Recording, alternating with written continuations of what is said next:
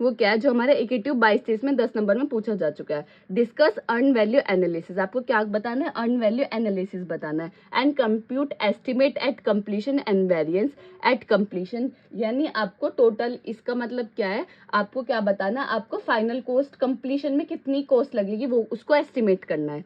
If both, इसमें condition है कि if both SPI and CPI influence project work, कि एसपीआई और सीपीआई क्या कर रहे हैं, प्रोजेक्ट के वर्क को क्या करें, इन्फ्लुएंस कर रहे हैं, तब project when given variables are, जब ये वेरिएबल्स आपको गिवन है, क्या क्या वेरिएबल गिवन है, budget at completion, budget at completion की कॉस्ट इतनी है, अर्न वैल्यू की इतनी है, प्लान वैल्यू की इतनी है और एक्चुअल कॉस्ट इतनी है। सिंपल आपको क्या निकालना है, अर्न वैल्यू एनालिसिस निकालना है, सीपीआई एसपीआई निकालना है और वेरिएंस, जो इन्होंने बोला है वेरिएंस एट कंप्लीशन कितना होगा। तो इसके लिए आपको फॉर्मूले याद होने बहुत ज़्यादा ज़रूरी है। वो मैंने अच्छे से यूनिट 4 में एक्सप्लेन किया हुआ है, अगर आपने वो यूनिट अभी नहीं देखी है तो आप वो प्लेलिस्ट में जाके चेकआउट कर सकते हैं। तो अब बढ़ते हैं इसके सॉल्यूशन की तरफ। तो इसमें कुछ कुछ टर्मिनोलॉजीज यूज हुई हैं कि अर्न वैल्यू क्या होता है, plan value, actual cost, budget at completion. तो पहले हम थोड़ा इसको एक्सप्लेन समझ लेते हैं कि ये होती क्या है। तो एक्चुअल कॉस्ट क्या होती है, एक्चुअल कॉस्ट ये होती है कि कितना मनी हमारा स्पेंड हो चुका है उस प्रोजेक्ट पे, उसको क्या बोलते हैं हम, एक्चुअल कॉस्ट। BAC यानी बजट एट कंप्लीशन क्या होता है, बजट एट कंप्लीशन होता है हमारा टोटल बजट, कि हमारा टोटल बजट उस प्रोजेक्ट को बनाने के लिए कितना है, वो किस में आता है, हमारा बजट एट कंप्लीशन में। EV यानी अर्न वैल्यू, अर्न वैल्यू क्या होता है, value of work actually completed, कि कितना वर्क हमारा, जब हम ये कैलकुलेट कर रहे हैं आज की डेट में हमारा कितना वर्क कंप्लीट हो चुका है, वो किसके अंदर हमारा आता है, अर्न वैल्यू के अंदर। SPI जो हम निकालना है, SPI क्या होता है, हमारा शेड्यूल एफिशिएंसी को बताता है कि हमारी शेड्यूल एफिशिएंसी कितनी होगी। अब इसमें भी हमारी 3 चीजें आती है। अब हमें इसमें जब हम SPI को निकालेंगे, मैं आपको बताती हूँ कि SPI जब हम निकालेंगे तो इसमें भी हमारी तीन चीजें आती हैं। अगर हमारे SPI जो है हमारा ग्रेटर देन वन है तो इसका मतलब क्या है, जो हमारा शेड्यूल है वो क्या है, अहेड शेड्यूल। अगर लेस देन वन है तो क्या है, बिहाइंड शेड्यूल। तो ये आपको 2 चीजें याद रखनी पड़ेगी कि अगर SPI हमारा ग्रेटर देन वन आता है तो शेड्यूल क्या है, और लेस देन वन आता है तो शेड्यूल क्या है। ठीक है, फिर हमारा आता है CPI, हम जो बहुत ज्यादा यूज कर रहे हैं कि हमें CPI फाइंड करना है। तो CPI है क्या, CPI में हम क्या करते हैं, कॉस्ट मेजर करते हैं, कॉस्ट की एफिशिएंसी, क्या मेजर करता है, कॉस्ट की एफिशिएंसी। इसी तरीके से CPI में भी कुछ कंडीशन है कि CPI हमारा अगर ग्रेटर देन वन होगा तो क्या होगा, हमारा जो बजट है वो क्या होगा, अंडर बजट होगा। अगर हमारा CPI इक्वल टू वन है, CPI हमारा इक्वल टू वन है तो क्या होगा, ऑन बजट होगा। और अगर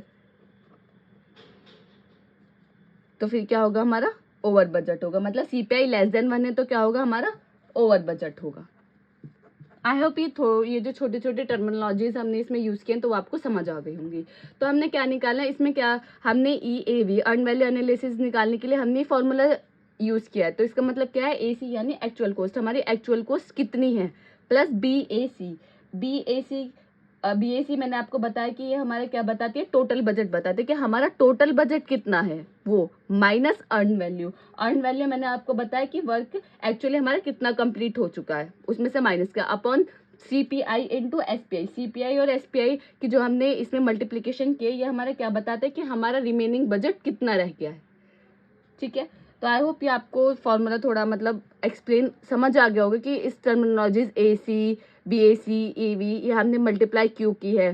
तो अब हम बढ़ते हैं अपने SPI, यानी SPI का फॉर्मूला क्या होता है, हमारा EV अपॉन PC यानी earn value upon plan value. Earn value हमें गिवन है इतनी, अर्न वैल्यू की वैल्यू रख दी, देन प्लान वैल्यू रख दिया। अब इन दोनों को डिवाइड किया, 13/14 बचा, 13/14 को हमने डिवाइड किया तो क्या है, 0.93। तो SPI हमारा क्या गया, 0.93। अब हमने क्या देखा, SPI की 2 कंडीशन है कि वो ग्रेटर देन वन है या लेस देन वन है। ग्रेटर देन वन तो है नहीं क्योंकि 0.93, लेस देन वन है तो इसका मतलब क्या है, बिहाइंड शेड्यूल। SPI क्या कर रहा है, हमारा क्या है, वो प्रोजेक्ट हमारा क्या है, बिहाइंड शेड्यूल है।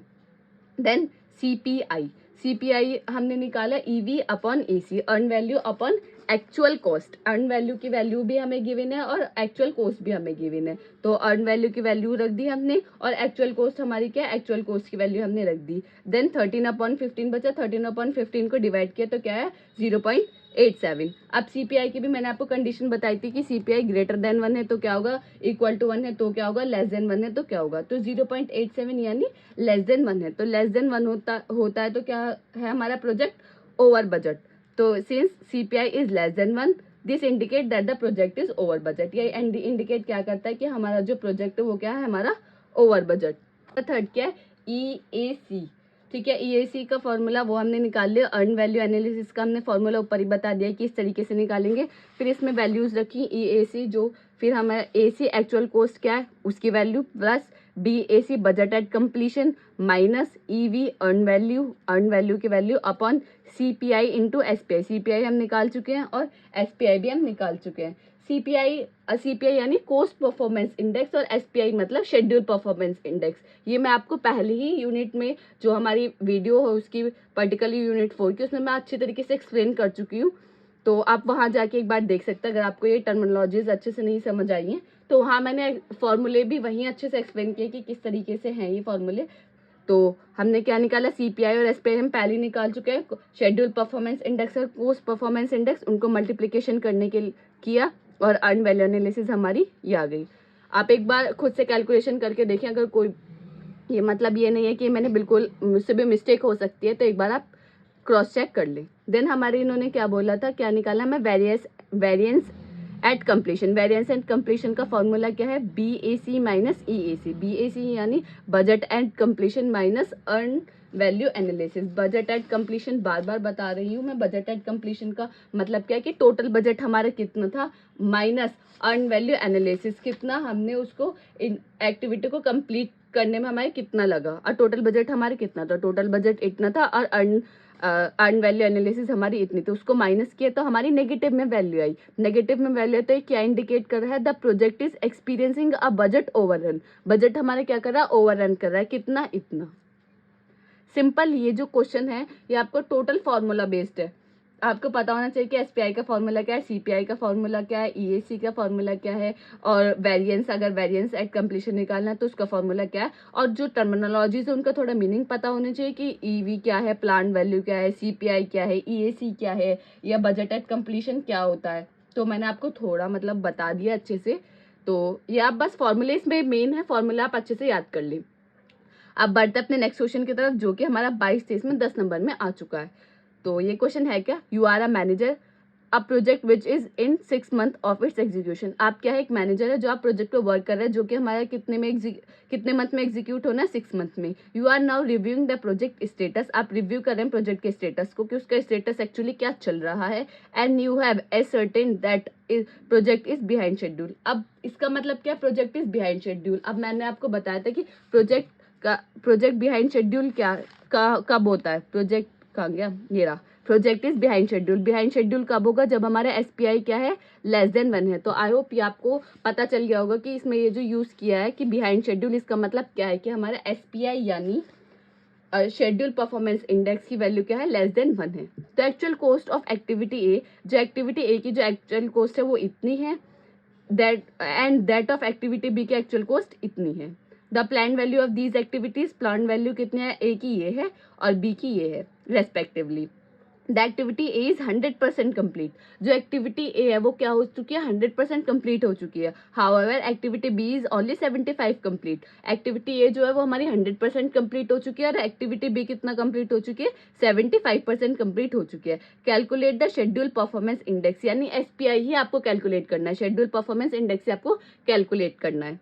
एंड कॉस्ट परफॉर्मेंस इंडेक्स यानी CPI और SPI, यहाँ पे भी आपने ये सब निकाल ले, यहाँ पे भी आपको SPI और CPI ही निकालना है, simple. Project on review date, उनकी रिव्यू डेट के अकॉर्डिंग। तो यहाँ अगर आपको इनका फॉर्मूला ही नहीं पता होगा SPI और CPI का, तो आप किस तरीके से निकालेंगे। अब गिवन डेटा क्या है, मैंने गिवन डेटा लिख दिया है कि एक्चुअल कॉस्ट कितनी है, ए की इतनी है, एक्चुअल कॉस्ट बी की कितनी है, इतनी है, प्लान वैल्यू एक्टिविटी ए की कितनी है, इतनी है, और प्लान वैल्यू एक्टिविटी बी की क्या है, इतनी है। अब उसने क्या बोला है कि एक्टिविटी ए जो है उसकी क्या हो चुकी है, 100% कंप्लीट हो चुकी है, यानी जो हमारी डेट थी वो उस डेट पे कंप्लीट हो चुकी है। तो earn value of activity A equal to plan value, जो हमने प्लान की थी उसी डेट में हमने उस एक्टिविटी को कंप्लीट कर दिया। अब प्लान वैल्यू हमारी कितनी है, इतनी, तो यहाँ हमारी प्लान वैल्यू आ गई। Then activity B 75 completed, activity B क्या 75% कंप्लीट हो चुकी है। तो अर्न वैल्यू इक्वल टू कितनी हो चुकी है, 75 हमारी कंप्लीट हो चुकी है प्लान वैल्यू। प्लान वैल्यू से हम मल्टीप्लाई करेंगे 75% 75/100 0.75 और प्लान वैल्यू कितनी है इतनी, तो इन दोनों की मल्टीप्लाई करी तो हमारी वैल्यू क्या आ गई ये। ठीक है, सिंपल। बस आपको इन दोनों का यूज करके 100% कंप्लीट हो गई, यानी अर्न वैल्यू जो जिस टाइम हमें चाहिए तो उस टाइम हमें जब हमारी डेट थी उस पर ही हमारी एक्टिविटी कंप्लीट हो गई है, और एक्टिविटी भी कितनी रिमेनिंग कितनी हो चुकी है 75 हो चुकी है, और प्लान वैल्यू कितनी इतनी, उससे मल्टीप्लाई करके हमने सिंपल निकाल लिया। अब हम चलते हैं now we can sum of these value, क्योंकि आपको क्या निकला एसपीआई और सीपीआई। अब एसपीआई के लिए आपको क्या चाहिए, अर्न वैल्यू और प्लान वैल्यू चाहिए। अब अर्न वैल्यू और प्लान वैल्यू आप पर्टिकुलर एक्टिविटी का तो नहीं निकाल सकते, यहाँ दो एक्टिविटी की बात हो रही है, एक्टिविटी ए और एक्टिविटी बी, यानी आपको उन दोनों का सम करके निकालना है, अर्न वैल्यू और उनकी प्लान वैल्यू। और सीपीआई यानी कॉस्ट परफॉर्मेंस इंडेक्स निकाला आप, कॉस्ट परफॉर्मेंस इंडेक्स का फॉर्मूला क्या, ईवी अपन एसी, यानी earn value upon actual cost. तो आपको ये भी निकालना पड़ेगा क्योंकि यहाँ ऐसे पर्टिकुलरली गिवन नहीं है। तो प्लान वैल्यू हमारी क्या होगी, प्लान वैल्यू का सम क्या होगा, हमारी दो एक्टिविटी है, plan value of A plus plan value of B. Plan value of A क्या है हमारी, ये बिल्कुल गिवन है, और प्लान वैल्यू ऑफ बी क्या है ये। तो हम इन दोनों की वैल्यू को रखा, प्लान वैल्यू हमारी ये आ गई। ठीक है, देन एक्चुअल कॉस्ट भी हम इसी तरीके से निकालेंगे, दोनों एक्टिविटी के एक्चुअल कॉस्ट अगर हम सम करेंगे तो हमारे पास टोटल एक्चुअल कॉस्ट आ जाएगी। तो actual cost of A plus actual cost of B, actual cost of A क्या कितनी है, यहाँ ये रही वैल्यू, और एक्चुअल कॉस्ट ऑफ बी कितनी है ये, दोनों की वैल्यू रखे और दोनों का सम कर दे, तो ये हमारे पास क्या आ गई एक्चुअल कॉस्ट।